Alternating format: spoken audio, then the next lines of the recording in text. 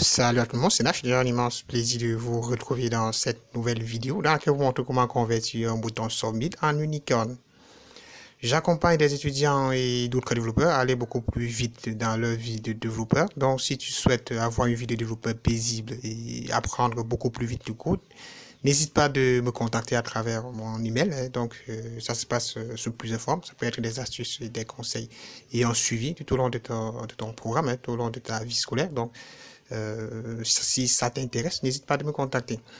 Pour cette vidéo, on va créer un système qui sera très simple, parce que certains le font à partir du JavaScript, c'est-à-dire en convertissant Unicorn, en convertissant le bouton Submit en Unicorn. Pour cette vidéo, on va seulement se baser sur du HTML. Vous voyez qu'avec quelques lignes du HTML, avec un peu de CSS, on va arriver à créer le même comportement sans avoir écrit des centaines de lignes du JavaScript. Donc, c'est en fait cela. Ce qu'on va voir tout au long de cette vidéo, cette petite vidéo. Sans plus tarder, on va commencer avec la pratique. Bon, voilà.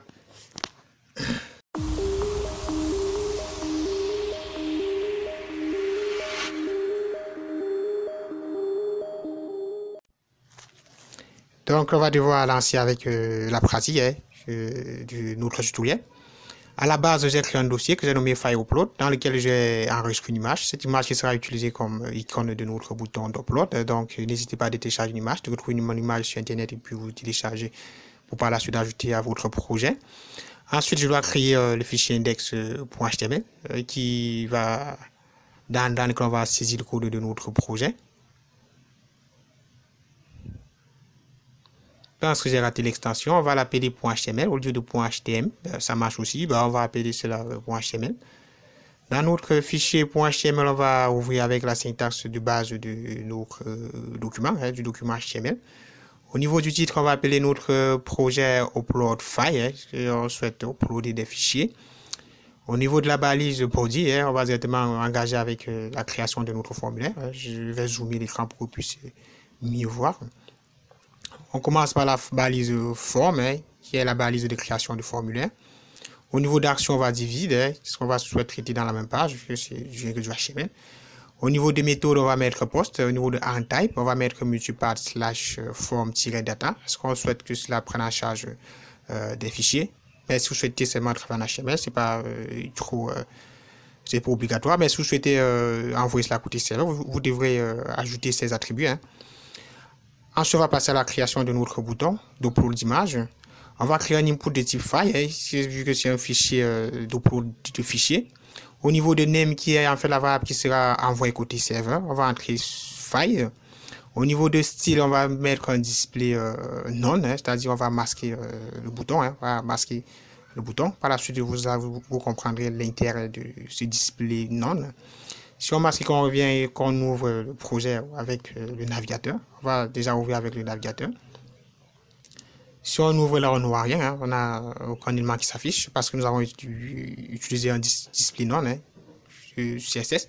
Si on retire et puis on actualise, vous avez là qu'on a notre bouton qui apparaît bien, qu'on peut déjà sélectionner un fichier pour ajouter à notre bouton d'upload. On va remettre notre display none parce qu'on ne souhaite pas afficher. Ensuite, on va créer le bouton de soumission, qui est en fait le bouton Submit, qui va nous permettre de soumettre notre formulaire au serveur. On va voir ça comme si ça serait de type Submit. Ensuite, au niveau des names, on va mettre Submit. Vous pouvez ajouter value pour modifier la valeur qui sera affichée au niveau du bouton. Et par la suite, on va créer un label. Le label, je rappelle que cette partie label est beaucoup plus importante parce qu'on a masqué le bouton. On va mettre le label for input file-input. Au niveau de notre bouton d'upload d'image, on va le lier avec cela, avec le bouton, avec le label, en ayant la même valeur, en entrant la même valeur. Donc, vous entrez la valeur ID qui est en fait la valeur de fort de votre label, pour que cela puisse lier le label avec le bouton d'upload, ce qui fera qu'en cliquant sur le label, ça va directement déclencher l'action du bouton input de type file qui est masqué. Donc, c'est en fait cela l'intérêt. Mais dans ce label, vous allez entrer ce que vous souhaitez faire. On va mettre select file, qui fera qu'en cliquant sur le label, ça va déclencher automatiquement notre bouton qui est masqué. C'est ce qu'on essaye de faire. C'est lié à travers l'attribut for et l'attribut ID. Si on revient qu'on actualise, vous avez au profile. On va faire un BR pour mettre un peu d'espace entre le bouton Submit avec le Select File. Hein, mettre un bouton. Ensuite, si on enregistre, on va enregistrer, puis on va retourner, puis on va essayer, puis vous allez voir que cela doit normalement fonctionner. Vous pouvez constater qu'en cliquant sur Select File, on sélectionne, ça déclenche le bouton Submit, le bouton Input File qui est masqué. Ils sont liés à travers, sont liés à partir de l'attribut for et l'attribut id. Donc vous allez mettre les mêmes valeurs.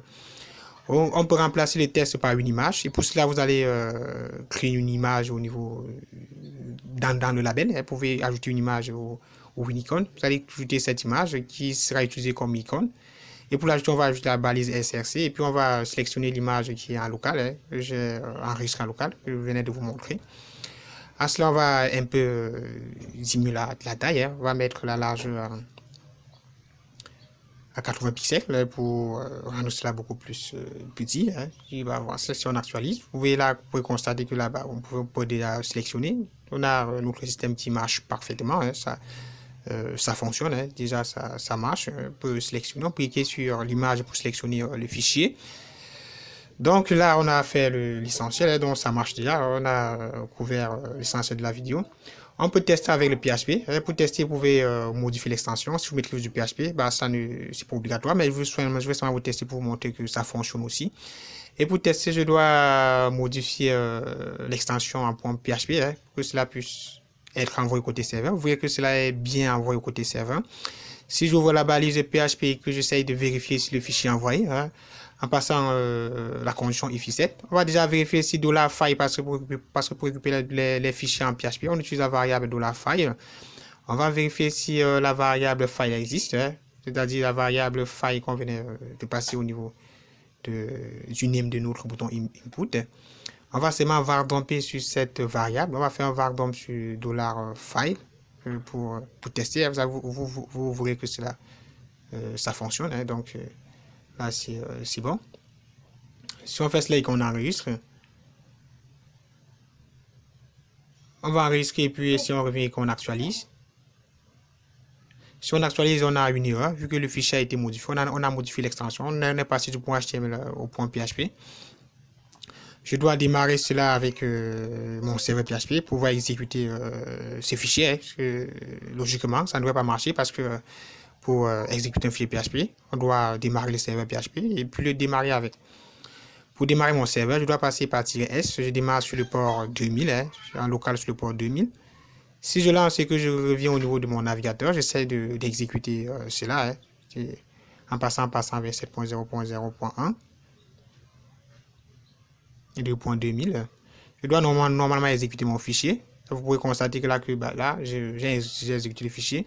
Si je sélectionne et que je soumets, vous avez un tableau qui est retourné. Vous pouvez constater que là, ça fonctionne. On a nos éléments qui sont envoyés côté serveur, donc ça fonctionne. Vous n'avez pas vous pouvez le faire avec n'importe quel langage. Vous pouvez travailler en Java, Python et tout le reste. Ça devrait normalement fonctionner.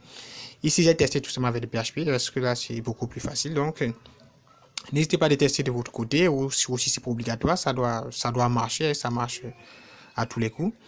Donc, on va arrêter pour cette vidéo. N'hésitez pas de liker et de partager la vidéo si ça vous a aidé.